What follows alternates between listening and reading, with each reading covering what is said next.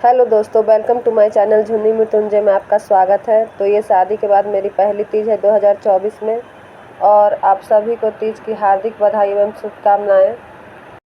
तो पूजा की विधि शुरू हो रही है।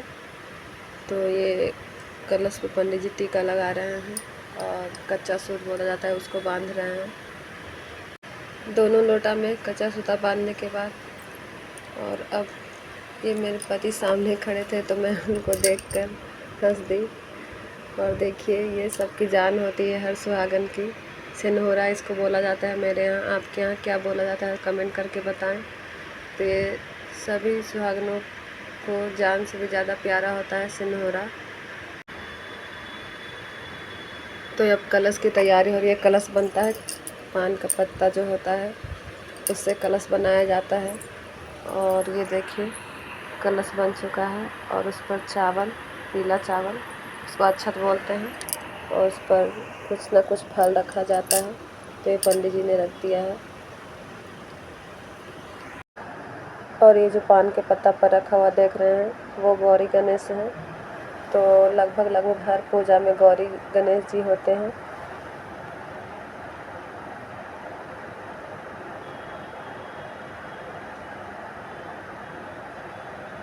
नदी का नाम मेरा ध्यान लगाइए। ओम गंगे चे जमुने चे श्री सरस्वती गोदावरी नर्मदे सिंधु कावेरी जले अस्मिन् सुनादिनी कुरु। ओम सर्व मंगल मांगल्ये शिवे सर्वार्थ साधिके शरण्ये त्र्यंबके गौरी नारायणी नमस्तुते। हो जाएगा इसी जल से आपको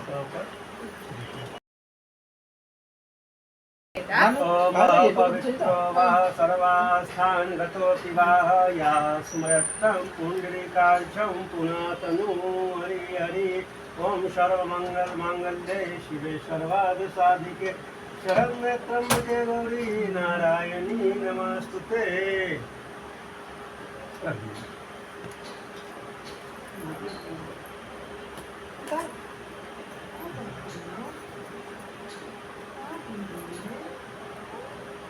दिन बंधु महाबली राजा इति दानवेन्द्रो माजल श्रीवर्यादि धनपत्यादि भूताभ्यो नमो नमः।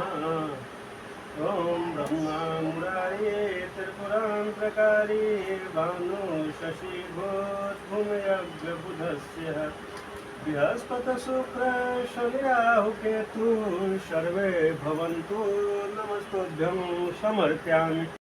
तो अब कंगन बंधवाने के बाद ये मेरी मम्मी आ गई है मुझे सिंदूर लगाने के लिए। जोड़ा मांग, जो हर सुहागन स्त्री को पसंद होता है, जोड़ा मांग।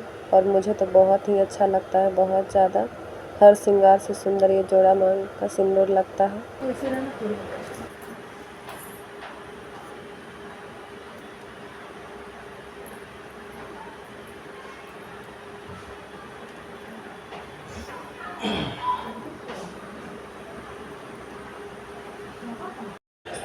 ये मेरे हस्बैंड वीडियो शूट कर रहे हैं, देखिए। और मेरी माँ मुझे सिंदूर लगा रही है। और सिंदूर लगाने के बाद देखिए कितना खूबसूरत लग रहा है।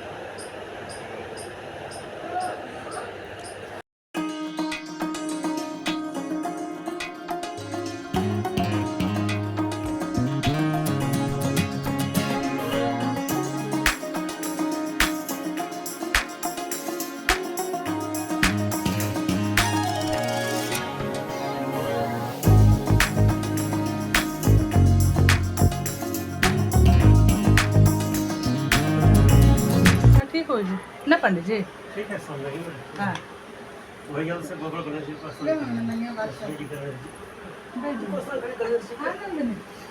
ओम पवित्रो वह सर्वास्थान गतोऽपि वाह या स्मृतं पुण्डरीकाक्षं पुनातनु हरि हरि। ओम गंगे चे जमुने चे श्री सरस्वती गोदावरी नर्मदे सिंधु कावेरी जले अस्मिन् सुनादिनी कुरु। सिंधु और ओम श्री खंडचंदनम वंदेते नित्यं पवित्रं पापनाशम आपदा हरते नित्यं लक्ष्मी सिंदूर शोभनम रक्त शोभनम श्री वर्जादि धनपत्यादि देवताभ्यो नमो नमः।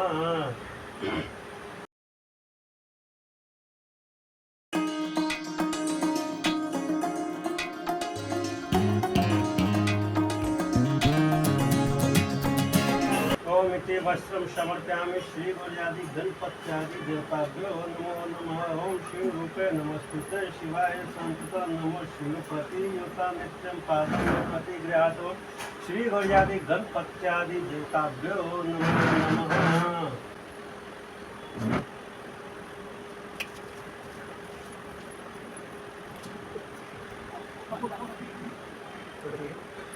का ध्यान रखिए। ओम गजाननम गणादेवी स्तं कपित्सजम्बूफलचारु भक्षणं कुमारसुतं शोक विनाशकारकं नमामि विघ्नेश्वरी पादपङ्कज। या देवी सर्वभूतेषु मां लक्ष्मीरूपेण संस्थिता नमस्तस्यै नमस्तस्यै नमस्तस्यै नमो नमः। या देवी सर्वभूतेषु मां दुर्गारूपेण संस्थिता नमस्तस्यै नमस्तस्यै नमस्तस्यै नमो नमः। छोड़ दीजिए फल फूल भूत एक वो फल कोई लेकर चाहिए भूत जला देंगे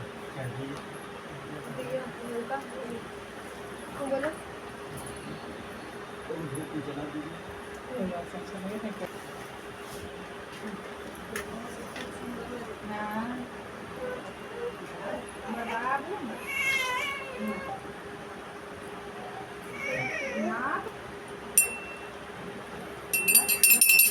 दीपम बैठे दीपम ज्योति दीपम स्वाहा ज्योति स्वाहा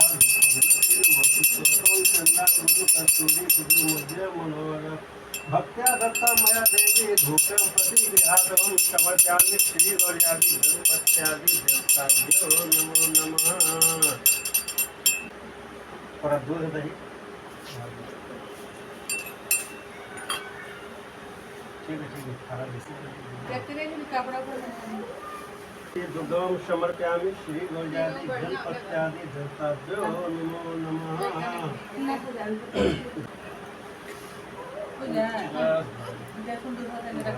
ओम समर्पयामि श्री गौर्यादि गणपत्यादि देवताभ्यो नमो नमः। मम्मी ऐसी निगाह करते करते पीतो मम्मी हम जाने थे सोता सब तो कर लोग लाइट पूजा रुमाली ये रुमाली का ले नाम जला अलग जी को शांत करेंगे। ओम हरि ओम अपवित्रो वः सर्वा अस्थानगतो पिवाह या स्मृतं पुंडरीकाक्षं पुनातनु हरि हरि। चंदन लगा दीजिए।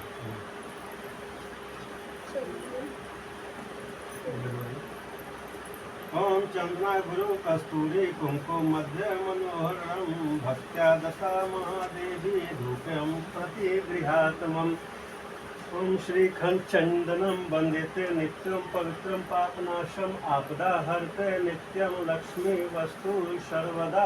ओम ब्रह्मा मुरारी त्रिपुरांतकारी भानु शशि भूत यज्ञ बुधस्य बृहस्पति शुक्र शनि राहु केतु सर्वे भवन्तु शर्विनं समर्पयामि।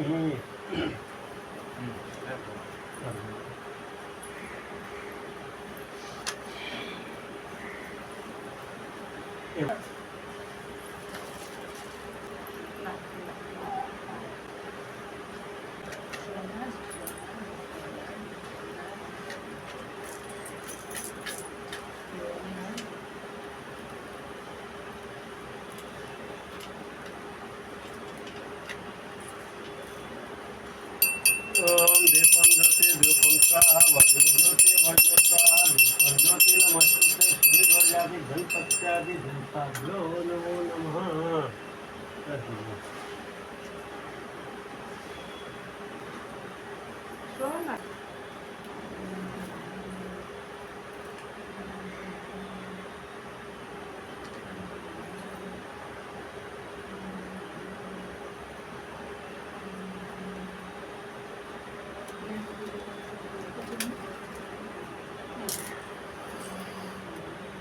पैसा ले लीजिए शंकर पार्वती जी का ध्यान लगाइए।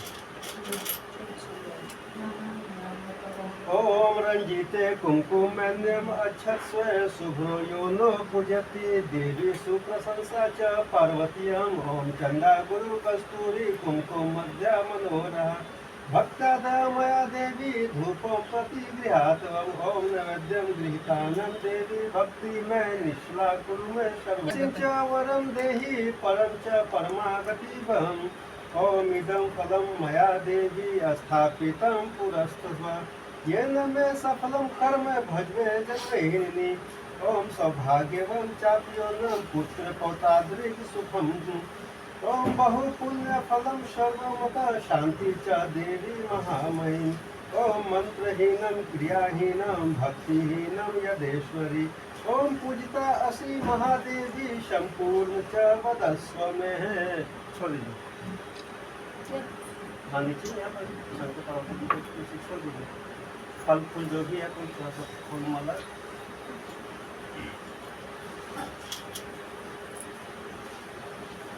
ओम मालिकादीनि सुगंधिनी मालिजानी में प्रभु पुष्पाणि समर्पयामि श्री प्रजाति गणपत्यादि देवताभ्यो नमो नमः।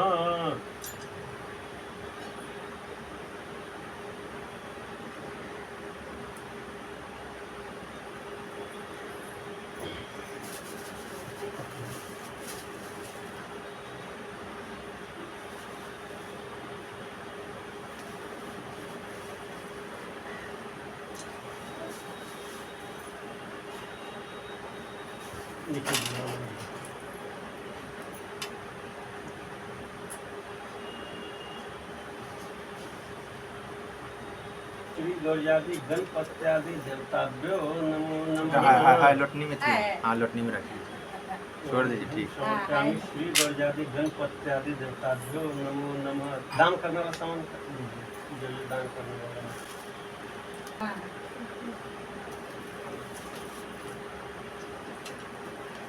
वे दान करने वाला है। बोल दीजिए। ना खोल दिया। इसको हाथ में रखिए। ले लीजिए। तो वहाँ से ले लो 1 रुपया।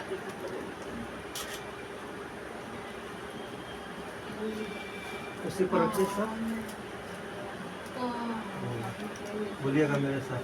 ओम ओम विष्णु विष्णु विष्णु ओम नमः परमात्मने तत्सव भूमो जम्मूद्वीपे भारतवर्षे भरतखंडे आर्यावर्ते कुरुक्षेत्रे श्री ब्रह्मनादि द्वितीय परादे श्री श्वेत 12 कल्पे वैवर्ष मनमंत्रे अष्टा विंशति इति में कलियुगे कली प्रथम चरण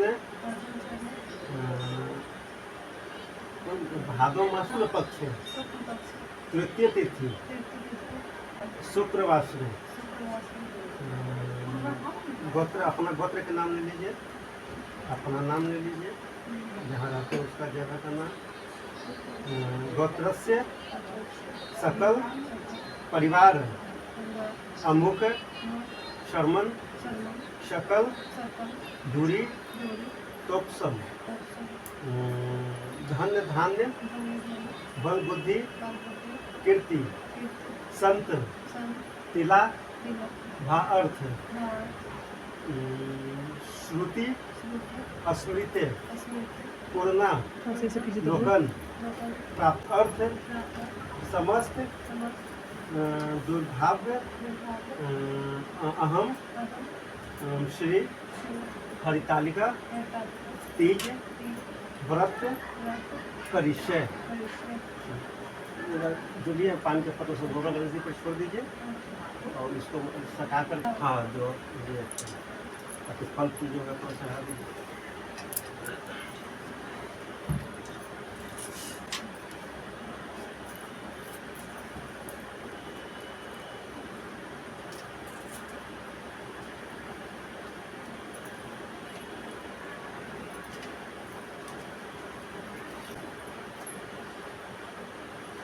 वैसे कथा चाहेगा उसको ध्यानपूर्वक सुनिएगा।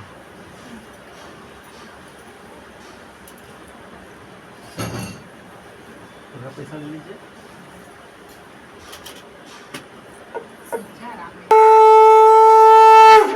गणेश जी महाराज जी की जय। पूजा करने के बाद कथा को सुने। श्री सूत जी कहते हैं कि मंदार की माला से जिन पार्वती जी का केश पास अलंकृत है और मुंडों की माला से जिन शिव जी की जटा अलंकृत है, जो पार्वती दिव्य वस्त्र धारण किए हैं और जो शिव जी दिगंबर हैं, नंगे हैं, ऐसे श्री पार्वती जी तथा शिव जी को प्रणाम करता हूँ।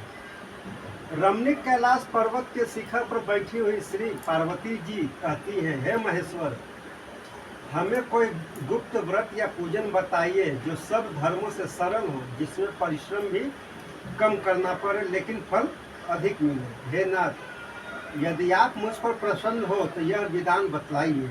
हे प्रभु, किस तप व्रत या दान आदि से मध्य और अंत रहित आप जैसे महाप्रभु हमको प्राप्त हुए हैं। श्री शिव जी बोले, हे देवी सुनो, मैं तुमको एक व्रत बतलाता हूँ जो मेरा सर्वस्व और छिपाने योग्य है, लेकिन तुम्हारे प्रेम से वशीभूत होकर मैं तुमको बतलाता हूँ। जैसे नक्षत्रों में चंद्रमा, ग्रहों में सूर्य, वर्णों में ब्राह्मण, देवताओं में विष्णु, नदियों में गंगा, पुराणों में महाभारत, वेदों में सामवेद और इंद्रियों में मन श्रेष्ठ है।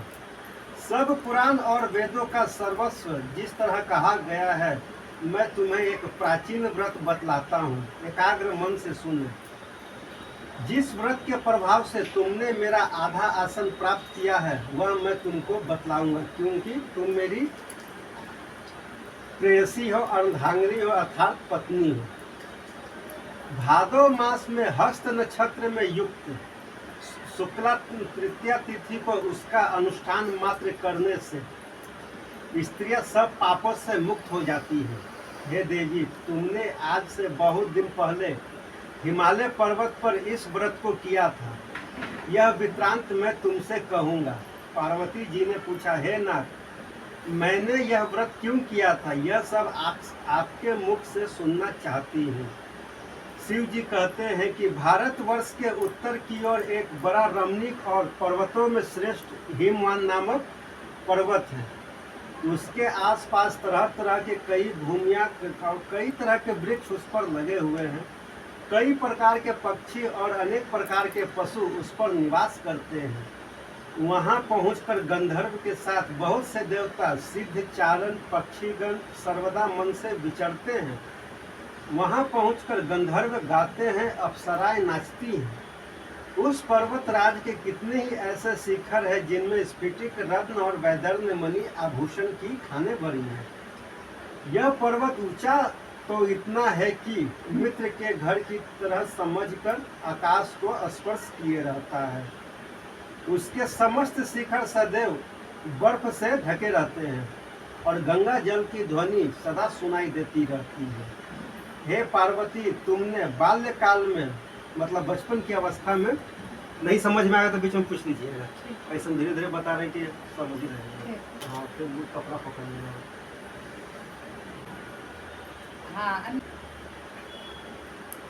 तुमने बाल्यकाल में उसी पर्वत पर तपस्या की थी।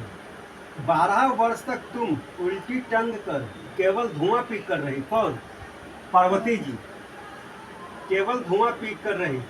64 वर्ष तक सूखे पत्ते खा कर रही। माघ मास में तुम जल में बैठी रहती और बैसाख की दोपहरिया में पंचगनी तापती। मतलब माघ मास में जल में बैठी रहती, मतलब ठंडा के दिन में जल में बैठी रहती, और बैसाख में दोपहरिया, गर्मी के दिन में दोपहरिया में बैठी रहती थी और पंचगनी तापती थी। श्रावण के महीने में जल बरसता तो तुम भूखी प्यासी रहकर मैदान में बैठी रहती थी। तुम्हारे पिता इस तरह के कष्ट को सहन को देखकर बहुत दुखी थे। वे चिंता में पड़ गए कि मैं अपनी कन्या दूंगा, मतलब कि हमारी कन्या से कौन शादी करेगा, इस तरह का मतलब कर रही थी। तो उसी समय वहाँ नारद जी और पहुँचे और मुनि श्रेष्ठ नारद जी उस समय तुम्हें देखने को चले गए। नारद जी को देखकर गिरि ने अर्धपाद आसन आदि देकर उनकी पूजा की और कहा, हे स्वामी, आप किस लिए आए हैं? मेरा अहोभाग्य है, आपके आगमन मेरे लिए अच्छा है। यह वाक्य कौन किससे कह रहा है? पार्वती जी के पिताजी कह रहे हैं कि जैसे कि हम पंडित जी आपके यहाँ आ गए, आप बोले कि मेरा अहोभाग्य है, आप बहुत दिन के बाद हमारा दर्शन हुआ है। इस तरह उनको पानी आसन जो भी देकर स्वागत किया। तो कहते हैं कि हमारा आगमन मेरे लिए अच्छा है। नारद जी ने कहा, हे पर्वतराज, सुनो, मैं तुम्हें विष्णु भगवान का भेजा हुआ आपके पास आया हूँ। आपको चाहिए कि यह कन्या रत्न किसी योग्य वर को दे। भगवान विष्णु के समान योग्य वर ब्रह्मा, इंद्र और शिव, इनमें से कोई नहीं है। इसलिए मैं यही कहूँगा कि आप अपनी कन्या भगवान विष्णु को ही दें। वो अगुआ का काम कर रहे थे। हाँ। हिमवान ने कहा, भगवान विष्णु स्वयं मेरी कन्या ले रहे हैं और आप यह संदेश लेकर आए हैं, तो मैं अपनी कन्या उन्हीं को दूंगा। हिमवान की इतनी बात सुनकर मुनिराज नारद आकाश में विलीन हो गए। वे पीताम्बर, शंख, चक्र और गदाधारी भगवान विष्णु के पास पहुँचे। वहाँ हाथ जोड़कर नारद जी ने भगवान विष्णु से कहा, हे देव, सुनिए, मैं आपका विवाह पक्का करा दिया। उधर हिमवान ने पार्वती जी के पास जाकर कहा कि हे पुत्री, मैं तुम्हें भगवान विष्णु को दे डाली, यानी तुम्हारी शादी भगवान विष्णु से तय कर दी। तब पिता की बात सुनकर पार्वती जी बिना उत्तर दिए ही अपनी सखी के साथ घर छोड़कर चली गई और वहीं जमीन पर बहुत रोती रही, दुख विलाप करती हुई करने लगी। इस तरह को विलाप को देखते हुए सखी ने पास आकर पूछा, हे देवी, तुम इतनी दुखित क्यों हो? इसका कारण बताओ। तुम्हारी जो कुछ भी इच्छा होगी मैं यथाशक्ति उसको पूरा करने की चेष्टा करूंगी, इसमें कोई शक नहीं है।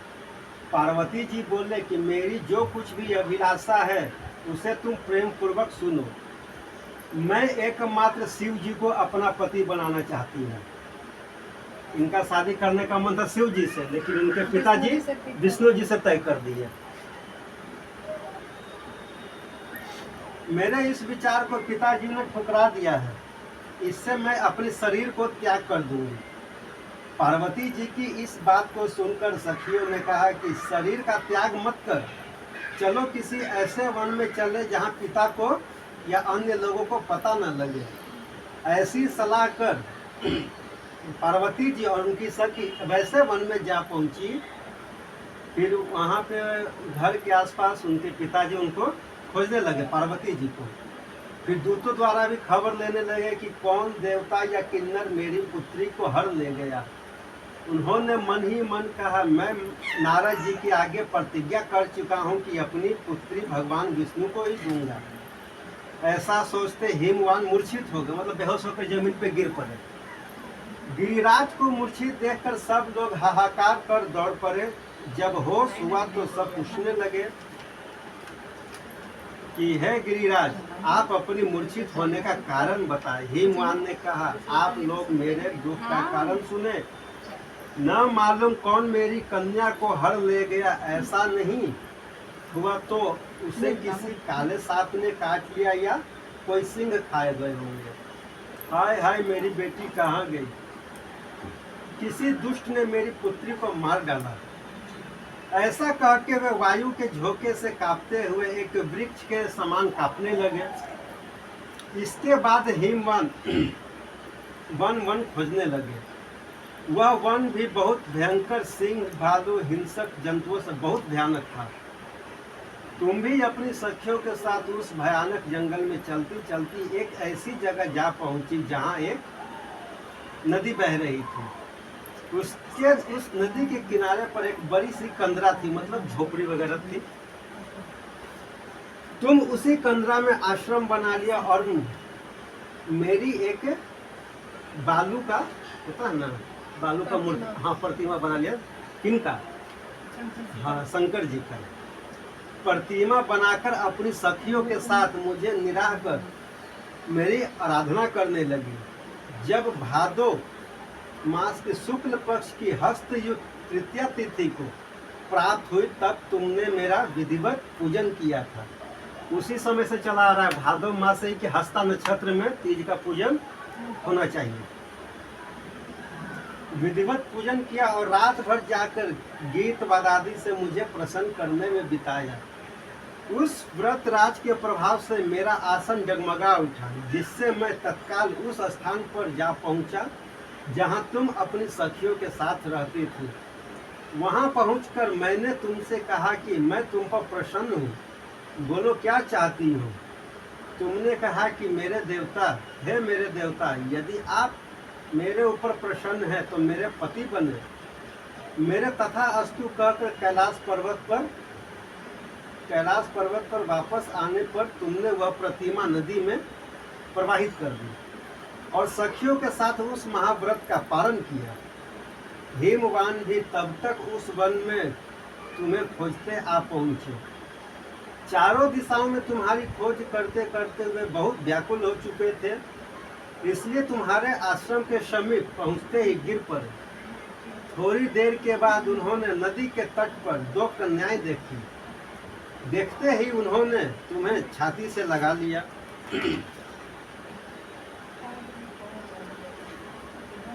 और बिलख कर रोने लगे। फिर पूछा, हे पुत्री, तुम इस सिंह, व्याघ्र आदि जंतुओं से भरे इस वन में क्यों पहुंची? पार्वती जी ने उत्तर दिया, है पिताजी, मैंने पहले ही अपने आप को शिव जी के हाथों सौंप दिया था। आपने मेरी बात को नहीं सुनी, इससे मैं यहाँ चली आई। हिमवान ने संतावना दिया कि हे पुत्री, मैं तुम्हारे इच्छा के विरुद्ध कुछ नहीं करूँगा। तुम्हें अपने साथ घर ले आए, मतलब पार्वती जी अपने पिताजी के साथ घर को आए और उनका विवाह शंकर जी के साथ कर दिए। इसी से तुमने मेरा अर्धासन पाया, यानी आधा आसन पाया है। तब से आज तक किसी के सामने मुझे यह व्रत प्रकट करने का अवसर प्राप्त नहीं हुआ। हे देवी, मैं यह बताता हूँ कि इस व्रत का हरितालिका नाम क्यों पड़ा। तुमको सखिया हर कर ले गई थी, इसीलिए हरि तालिका नाम पड़ा। ऐसा शॉर्ट में हम लोग तीज बोलते हैं। इस पर पार्वती जी ने कहा कि हे प्रभु, आपने नाम तो बताया, अब विधि भी बताए, इसका क्या पुण्य है, क्या फल है, इस व्रत को कौन करे। श्री पार्वती जी कहते हैं कि हे देवी, मैं स्त्री जाति की भलाई के लिए यह उत्तम व्रत बतलाता हूँ। जो स्त्री अपने सौभाग्य की रक्षा करना चाहती है, वह इसे यत्न पूर्वक इस व्रत को करे। पहले कदली के खंभे में आदि से सुशोभित एक सुंदर मंडप बनाए, उसमें रंग बिरंग के रेशमी कपड़ों की चंदवा लगाकर चंदन आदि सुगंधित द्रव्य से मंडप को लिखवावे। फिर शंख, भेरी, मृदंग आदि बजाते हुए बहुत से लोग एकत्रित होकर तरह तरह के मंडलाचार गीत करते हुए उस मंडप में पार्वती जी तथा शिव जी की प्रतिमा को स्थापित करें। उस रोज दिन भर उपवास करें, बहुत से सुगंधित फल, गंध, मनोहर धूप, कई प्रकार के नैवेद्य आदि एकत्र कर शिव जी की पूजा करें और रात भर जागरण करें। और उनके अतिरिक्त नारियल, सुपारी, जंबीरी, नींबू, लौंग, अनार, नारंगी आदि जो जो फल प्राप्त हो सके उन्हें इकट्ठा कर, खासकर उस ऋतु में जो फल मिले उसको विशेष कर रखें। फिर धूप दीपादि के द्वारा निम्नलिखित मंत्रों का उच्चारण करते हुए पूजन करें। इसके बाद श्री शिवाय शिव रूपे यहाँ से लेकर प्रसन्न भाव पार्वती तक मंत्रों का उच्चारण करें, जिसका अर्थ इस प्रकार है कि हे शिवे, शिव रूपनीय, हे मंगले, सब अर्थों को देने वाली, हे देवी, हे शिव रूपे आपको नमस्कार है। हे शिव रूपे आपको नमस्कार है। हे शिवे, आपको सदा के लिए नमस्कार है। हे ब्राह्मण रूपी आपको नमस्कार है। हे जगदात्री आपको नमस्कार है। हे सिंहवाहिनी, संसार के भय से भयभीत मुझ दिन की रक्षा करे। इस कामना की पूर्ति के लिए मैंने आपकी पूजा की है। हे पार्वती, मुझे राज और सौभाग्य दो। मुझ पर प्रसन्न हो। इन्हीं मंत्रों से पार्वती जी तथा शिव जी की पूजा करें। तदंतर विधि पूर्वक कथा को सुने और ब्राह्मण को वस्त्र, गौ, स्वर्ण आदि दान दे। इस तरह एक चित होकर स्त्री पुरुष दोनों एक साथ पूजन करें। फिर वस्त्र आदि जो कुछ हो उसका संकल्प करें। हे देवी, जो स्त्री इस प्रकार का पूजन करती है वह सब पापों से छूट जाती है और उसे 7 जन्म तक सुख सौभाग्य प्राप्त होता है। जो स्त्री तृतीया तिथि को व्रत न कर अन्न भक्षण करती है वह 7 जन्मों तक बांझ रहती है और उसको बार बार विधवा होना पड़ता है। वह सदा दरिद्री, पुत्र शोक से शोकाकुल स्वभाव की लड़ाकिन, सदा दुख भोगने वाली होती है और उपवास न करने वाली स्त्री अंत में घोर नरक में जाती है। तीज के दिन, इसको ध्यान से सुनिएगा, अन्न खाने से सुकरी मतलब छोटा मोटा कीड़ा मकोड़ा जो भी होता है, फल खाने से बंदरिया, पानी पीने से जोक, दूध पीने से सापिन, मांस खाने से बागिन, दही खाने से बिल्ली, मिठाई खाने से चींटी और इत्यादि खाने से मक्खी होती है। उस रोज सोने से अजगरी और पति को धोखा देने से क्या चीज? पति को धोखा देने से क्या बनती है? मुर्गी। इसलिए हर स्त्री इस व्रत को अवश्य करे। दूसरे दिन स्वर्ण, चांदी, तांबा या बांस के पात्र में अन्न भरकर ब्राह्मण को दान दे और पारण करे। जो स्त्री इस प्रकार व्रत करती है वह शिव जी के समान पति को पाती है और जब वह मरने लगती है तब पत्नी का जो चेहरा होता है वह शिव जी के समान उनका रूप हो जाता है। उससे सब प्रकार के सांसारिक भोग और सायुज्य मुक्ति मिलती है। इस हरितालिका की व्रत कथा मात्र सुन लेने से प्राणी को 1000 अश्वमेघ और सैकड़ों वाजपेयी यज्ञ करने का फल प्राप्त होता है। हे देवी, मैंने यह व्रत सब व्रतों में उत्तम व्रत बतलाया है, जिसके करने से प्राणी सब पापों से छूट जाता है। इसमें कोई शक नहीं है। बोले प्रेम से शंकर भगवान की जय, पार्वती माता की जय, गणेश जी महाराज की जय।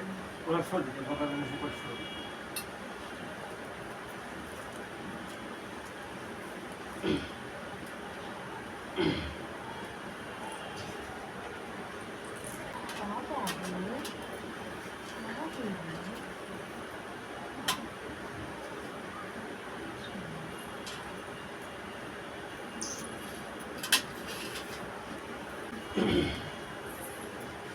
दिख जाता है अंदर।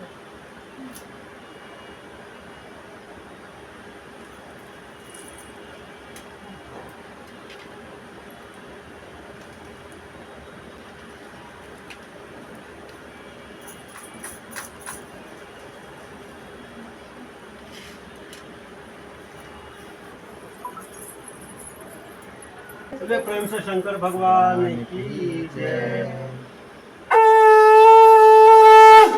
पार्वती माता की जय। कर्पूर गौरम करुणावतारम संसार सारम भुजगेन्द्रहारम सदा वसंतम हृदयारविंदे भवं भवानी सहितं नमामि। भवं भवानी सहितं नमामि। ओम जय शिव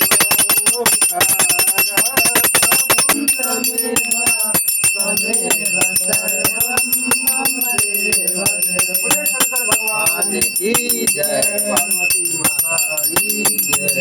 अपना तुलसी भगवान सबको दिखा दीजिए, भगवान को दिखा दीजिए।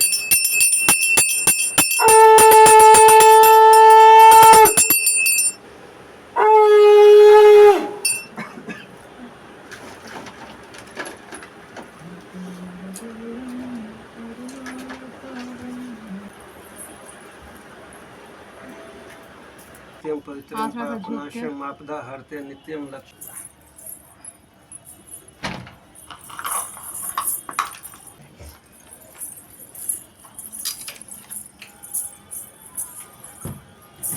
धुआं जला के आसमान कर ले आरती वाला धुआं के पत्थर से पहले धुआं का जला कूद रहा।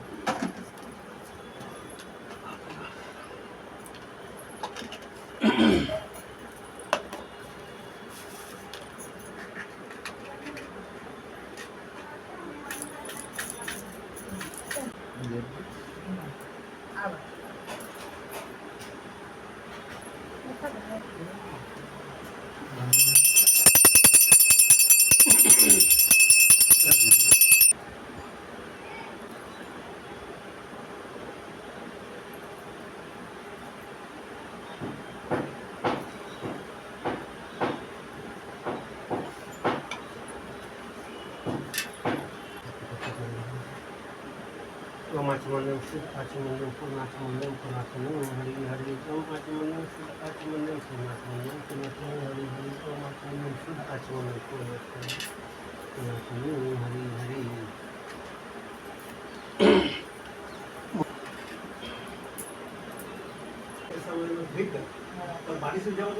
तो ये तीज का ब्लॉग आपको कैसा लगा कमेंट में बताएं और वीडियो को लाइक शेयर करना ना भूलें और चैनल को सब्सक्राइब कर लें और बेल आइकन भी प्रेस कर लें ताकि हर वीडियो की नोटिफिकेशन आपको समय पर मिलती रहे। तो ये ब्लॉग देखने के लिए धन्यवाद और आप सभी को दोबारा हरियाली तीज की हार्दिक बधाई एवं शुभकामनाएं।